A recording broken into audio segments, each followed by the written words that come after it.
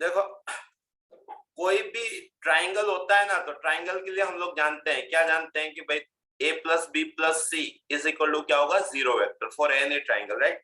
तो मैंने क्या किया, a plus B is equal to minus C, दो बार लिखा मैंने, a plus B is equal to minus C, simple.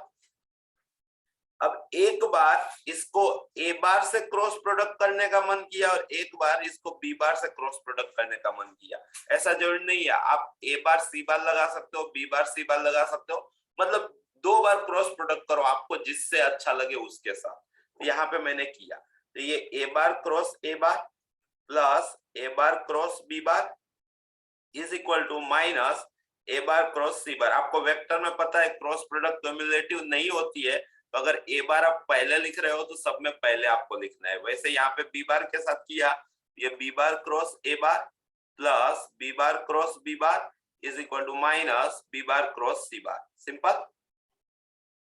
अब सेम के साथ क्रॉस प्रोडक्ट जीरो वेक्टर देती है। आवाज आ रही है भाई मेरी? Yes sir. हाँ, तो खुद के साथ क्रॉस प्रोडक्ट जीरो वेक्टर देती है, तो ये तो चला ही गया। तो यहाँ पे मुझे ए बार क्रॉस बी बार क्या मिला, ये माइनस को मतलब यहाँ पे मैंने रोटेट कर दिया, तो वो मिला मुझे सी bar cross A bar, clear. वैसे यहाँ पे ये B bar cross A bar है, ये जीरो वेक्टर है, यहाँ पे रोटेट कर दिया तो ये मुझे मिला सी बार क्रॉस बी बार, क्लियर। अब इन दोनों को अगर मैं रोटेट कर दूं तो A bar cross B bar is equal to B bar cross C bar, clear. तो यहां से देखो, तो A bar cross B bar C bar cross A bar है, A bar cross B bar cross C bar है, तो साथ में अगर मुझे लिखना हो तो मैं लिख सकता था कि A bar cross B bar is equal to B bar cross C bar is equal to C bar cross A bar, clear. ये किसी भी ट्राइंगल का सनातन सत्य चीज है, या आपके दिमाग में होना चाहिए कि अगर ट्राइंगल बन रहा है तो A bar cross B bar is equal to B bar cross C bar is equal to C bar cross A bar होगा ही, पक्का, क्लियर। यस। अब अगर आप टेकिंग मॉड्यूलस बोथ साइड, यहाँ पे आप मोड ले लेते हो, ये हो जाएगा मोड ए मोड बी और ये साइन पाई माइनस सी, ये वाला, ठीक है, इज इक्वल टू, इधर आप मोड लोगे तो मोड बी मोड सी साइन पाई माइनस ए। क्यों, फिजिक्स में सीखे हो ना क्रॉस प्रोडक्ट का मोड क्या होता है, तो separate mode into sine theta. A vector A और वेक्टर बी, अब जो ट्राइंगल बना था ना वो ट्राइंगल आपका ऐसा बना था, ठीक है। तो ये मान लो कि ए था, ये मान लो कि बी था, ये मान लो कि सी था, तो ए और बी के बीच का एंगल कौन सा होता है, ये होता है, ठीक है। ये अगर थीटा है तो ये कितना हो जाएगा, पाई माइनस थीटा। तो इसलिए यहाँ पे आप सी, देखो इसको आप ए बोले थे, इसको आप बी बोले थे, इसको आप सी बोले थे, तो ये आपका सी है, तो दोनों के बीच का एंगल तो ये होता है, इसलिए ये क्या होगा, पाई माइनस सी, इसलिए मैंने यहाँ पे पाई माइनस सी लिखा है, is equal to last one mod C mod A और sine pi minus B, clear. Yes sir. तो देखो ये हो गया A B sine C is equal to B C sine A is equal to A C sine B, ठीक है। A B C से divide कर दो तो ये हो गया sine C upon C is equal to sine A upon A is equal to sine B upon B. Reciprocal कर दो तो A upon sine A is equal to B upon sine B is equal to C upon sine C, clear. Sine सूत्र की मतलब इसका derivation था, proof था, और इस क्वेश्चन का answer A cross B is equal to B cross C is equal to cross A. Done. આમાં એનો ક્રોસ પ્રોડક્ટ કર્યો એની જગ્યાએ ડોટ પ્રોડક્ટ કર્યો હોય તો પ્રક્ષેપ સૂત્ર આવે ને? डॉट प्रोडक्ट करशो तो प्रक्षेप सूत्र। अगर यही सेम काम आप डॉट प्रोडक्ट के लिए करने जाओगे ना तो आपको प्रोजेक्शन फॉर्मूला मिलेगा। प्रोजेक्शन फॉर्मूला याद है क्या, a is equal to B cos C plus C cos B, clear. Yes sir. b is equal to a cos c plus c cos a और c is equal to a cos b plus b cos a। Same work यहां से चालू करो, जो मैंने cross product किया उसके बदले डॉट प्रोडक्ट लगाओगे तो ये प्रूफ होगा। और same work taking modulus square both side, अगर यहीं पे मोड का स्क्वायर ले लोगे तो आपको कोसाइन कोसाइन सूत्र मिलेगा। ठीक है, ये उनके प्रूफ है। डन। સર આ ક્વેશ્ચન માં Yes. ડી કેમ નહીં આવે? ડી તો સનાતન સત્ય નહીં. નથી ને સનાતન સત્ય, એ ક્રોસ એ જો ડી એટલે નહીં આવે, રીઝન जगह खाली बनाई लो। देखो आपको मिला था a plus b plus c is equal to 0 vector. Clear clear. आपने इसको Yes, sir. वेक्टर a के साथ क्रॉस प्रोडक्ट किया, ये a cross a plus a cross b plus a cross c is equal to 0 vector होगा। Simple सी बात। सबसे पहले ये 0 नहीं आना चाहिए, 0 वेक्टर आना चाहिए। मान लो कि वो प्रिंटिंग मिस्टेक है तो भी देखो ये a क्रॉस a तो है, ये a क्रॉस b और a cross c। Okay, a cross a यहाँ पे दर्शिल खाली आ 0 ने बदले 0 वेक्टर आप्યું तो साचું बने। કેમ કે a ક્રોસ c ને માઈનસ c ક્રોસ a લખો તો 0 થયો જ. यहाँ पे 0 वेक्टर होता तो ऑप्शन डी राइट हो जाता। रीजन क्या कि ये 0 वेक्टर खुद है, ये a क्रॉस c और c क्रॉस a एक दूसरे के नेगेटिव होते हैं तो ये भी 0 वेक्टर Negative. होता है। तो आंसर 0 वेक्टर आना चाहिए था, बट 0 दिया था, इसकी वजह से ये नहीं है। Done. Yes, sir. Okay, next. Complex में आ गए भाई। अच्छा है, लेकिन ओमेगा वाला पूछे तो अच्छा होता है। हम लोग जानते हैं 1 प्लस ओमेगा स्क्वायर कितना होता है? 0 होता है। याद है ना क्यूब रूट ऑफ 0. यूनिटी? अगर Yes, sir. ना याद हो तो आज Yes, एक बार पढ़ लेना, लिखे होंगे क्यूब रूट ऑफ यूनिटी। ठीक है, कंडीशन क्या थी? एक ये थी omega cube is equal to 1। एक ये थी कि equilateral triangle having side length √3। एक ये थी √3. एक दूसरे के स्क्वायर इक्वल टू और एक दूसरे का complex conjugate. Done. Cube root of Yes, sir. यही इंपॉर्टेंट होता है। और वो रूट क्या आते थे याद है क्या? -½ प्लस और माइनस √3½ i। √2i. क्लियर है? इतना आपके दिमाग में ओमेगा होना चाहिए स्क्वायर में जरूर एग्जाम -i देने तो जाते અને हो। ઓમેગા માં +i. ठीक है, ओके। तो ये वाला क्वेश्चन देखो इजीली बन जाएगा। 1 प्लस ओमेगा दिख रहा है ना, 1 प्लस ओमेगा को मैं माइनस ओमेगा स्क्वायर बोल सकता हूँ। तो minus omega square -2 omega square raised to 7। तो -2 कितना? देखो यहाँ पे 128 ही दिया है तो मैं -128 बिना देखे मान सकता हूँ कि इतना होता होगा। और ओमेगा रेस्ट टू कितना हो गया? ये हो गया 14। ओमेगा रेस्ट टू 14 को मेरे गांव में omega raised to 12 into omega square बोलते हैं। और ओमेगा रेस्ट टू 12 3 का मल्टीपल है तो वो साईं बाबा होगा। तो इसका आंसर -128 ओमेगा स्क्वायर आना चाहिए। -128 omega square. Simple. Yes, sir. Okay, next question. ओहो, डिटरमिनेंट्स के अंदर कॉम्प्लेक्स लाए भाई, एकदम देसी बन के सोल्व करो। 6i तो ये 3i स्क्वायर मतलब -3 + 3, ये तो चला ही गया। यहाँ पे +3i, यहाँ पे 4i + 20, हाँ +1, उसके साथ 12 - 60i। ठीक है, ये तो चला ही गया। यहाँ पे देख लेते हैं, ये 12i + 60i। ओके, यहाँ पे ये क्या था? +12 - 60i। तो 60 तो यहाँ पे 12i स्क्वायर होगा. li स्क्वायर आएगा सर। यहाँ पे हाँ 12i स्क्वायर. हाँ समझ गया। जो -12 + 12 भी चला गया तो 0 = x + i y। 0 0. क्या क्वेश्चन, D आएगा. क्या क्वेश्चन था? नेक्स्ट कहाँ गए? यार हाँ भाई, साइन स्क्वायर थीटा हो सकता है क्या ऐसा?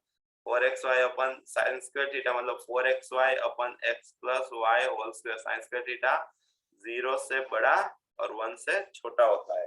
पक्का? सबसे पहले Yes, sir. Ahmedabad answer tick करके आ जाना है ऐसा क्वेश्चन आए तो। क्यों? छेद is not equal to 0.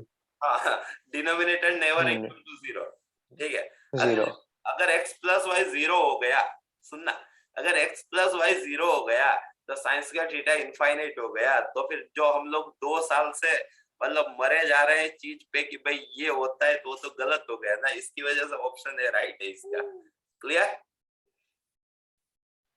Yes sir. और कहीं Yes, sir. किया है तो और कुछ भी मत सोचना, बस यही सोचना है इसमें, ठीक है? Okay, radius of the circle, मतलब देख लो पहले जब पढ़ रहे थे तभी से बोला है कि भाई circle, ellipse, circle, hyperbola, ellipse, hyperbola, मतलब ये सब घुमाएंगे ये लोग, ठीक है? क्वेश्चन इजी होगा, अगर फील करोगे तो क्वेश्चन जरूर इजी होगा। इस क्वेश्चन में क्या है, the radius of the circle, भाई सर्कल की रेडियस बतानी है। पासिंग थ्रू द फोकाई, भाई इसकी फोकाई में से पास ऑन होता हो तो इसकी फोकाई पहले फाइंड आउट कर लो ना, x²/16 प्लस y²/9। दुनिया खाली घबराती है, बाकी कॉनिक्स एकदम इजी होता है। तो ये देखो, a आपका 4 है, b आपका 3 है, तो मतलब a b से बड़ा है, तो इक्वेशन लगेगा b² = a², 1 - a²। सिंपल सी बात, चीजें डालो यहाँ पे। Yes sir. 9/16, 1 में से माइनस होगा तो आपका स्क्वायर कहलाएगा, तो 16 में से 9, तो मतलब ये 7/16, तो e आपका √7/4 बनेगा।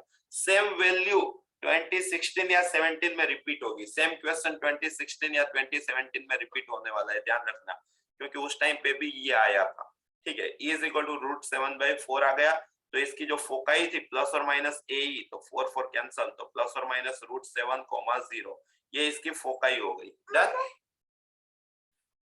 अब क्वेश्चन को फिल करो। आपको रेडियस बतानी है जो यहां से पास ऑन होता हो और जिसका सेंटर क्या है 0, 3, तो ये C है और ये P है, तो CP आपकी रेडियस होगी, पक्का? यस। तो √7 Yes, sir. - 0 का स्क्वायर तो मतलब 7 हो गया, 3 - 0 का स्क्वायर मतलब 9 हो गया, तो 9 × 7 = 16 मतलब 4 यूनिट आंसर था क्या इसका? 4 यूनिट आंसर था इसका। यस। ओके ओके, कौन सा नंबर का ये क्वेश्चन था? 48।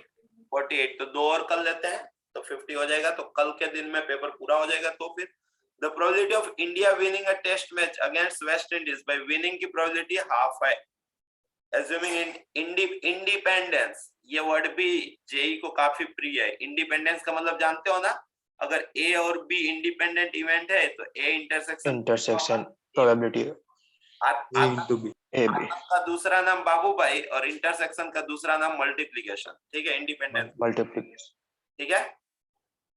Okay, yes sir. the probability of India winning a test match against West Indies is 1/2, assuming independence from match to match. The probability that in a match series India's second win occurs at a third test. Logic यहाँ पे लगा दिया। Second win कहाँ पे आना चाहिए? Third test पे आना चाहिए। तो भाई 3 टेस्ट की बात होगी, 3 टेस्ट की बात होगी, जितने भी केस बनते हो बात 3 टेस्ट की होगी। डन?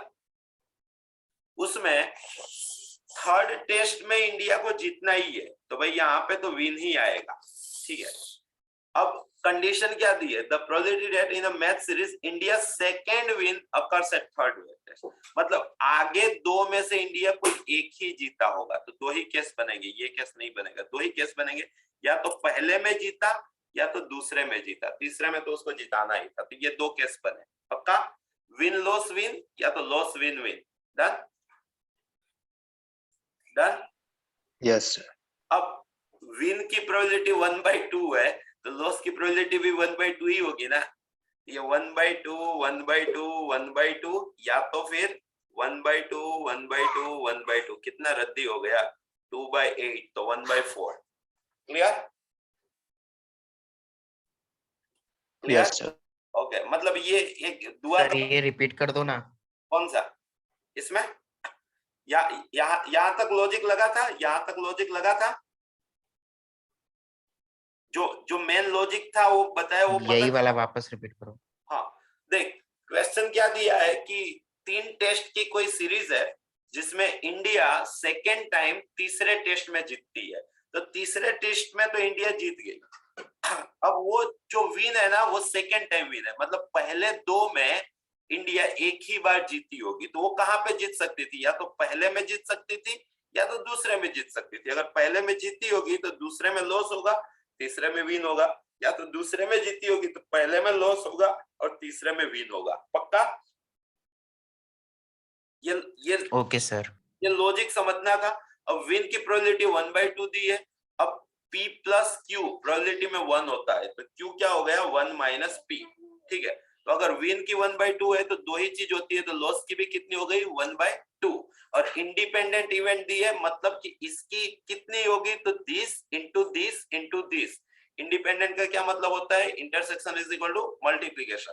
तो 1/2 इंटू 1/2 इंटू 1/2 तो वो कितना बना 1/8। सेम काइंड 1/2 इंटू 1/2 इंटू 1/2 तो वो कितना बना 1/8। तो कितना हो गया 2/8। 2/8 का क्या हो गया 1/4। Done done. Yes sir. Okay next, ये 15 नंबर का क्वेश्चन है ना? Yes sir. ओके तो Yes, यार sir. इसका आखिरी क्वेश्चन है भाई, आपको वैसे ही पता है कि डिटरमिनेंट्स में एंटिक दिख जाए तो आप क्या टिक करके आओगे? 0 जीरो क्यों आता है वो देख लेते हैं, क्या कुछ रीजन फाइंड आउट करते हैं, इन दोनों का डिफरेंस ले लेते हैं। तो ये 1 हो गया, ये ऐड कर देते हैं। अच्छा देखो R1 में मैंने जादू किया, R1 minus R2 plus R3 ऐसा कुछ काम किया मैंने, ठीक है। क्या किया, पहली रो में से दूसरी रो हटाई, तीसरी रो ऐड की और उसको पहली रो में लिखा। तो देखो 1 माइनस 1 चला गया, ये प्लस आई प्लस माइनस आई तो ये हो गया 0। वैसे ही इसको इसमें से हटाया तो ये 2 हो गया 0 मतलब यहाँ पे भी 0, यहाँ पे भी 0। तो फाइनल आंसर कितना? 0 0 clear clear? Yes yes sir. Okay Yes, sir. तो आज हम यहीं तक रखते हैं, कल अपने ये पेपर पूरा कर देंगे, कल नया पेपर भेजूंगा, ठीक है? Yes Okay. सर। ओके चलो स्कूल में मिलते हैं, टाइम पे पहुंच जाना।